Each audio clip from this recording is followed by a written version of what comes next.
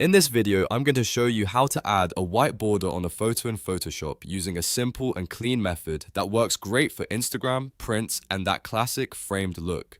If you want your image to stand out with a polished border around the whole photo, this is a fast and easy technique you can follow in just a few steps. And if you find this helpful, be sure to hit like and subscribe for more Photoshop tutorials just like this one. Let's jump right in. First, open your image in Photoshop.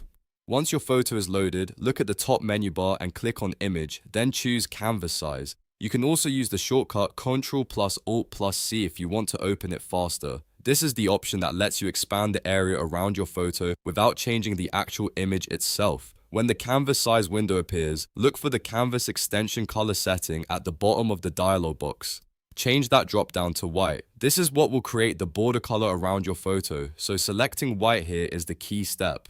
Next, check the relative box. This is very important because it tells Photoshop to add extra space around your current image instead of replacing the existing dimensions. With relative turned on, you can control exactly how much border you want to add. Now change the measurement settings for both width and height from inches or pixels to percent. Using percent makes it much easier to create a balanced border that scales properly around the entire image. Once that is set, you can type in the amount of border thickness you want. If you want a subtle, clean border, type 5 in both the width and height boxes. This gives you a nice balanced frame that looks simple and modern. If you want more of an elongated portrait style look, you can type 5 for width and 10 for height. That creates a slightly different frame effect and can look really good for vertical images or stylized layouts. After you enter your values, click OK. Photoshop will instantly expand the canvas and add the white border around the whole photo. Your image stays the same, but now it has that framed, polished look that makes it stand out more. If you want to make it look even better,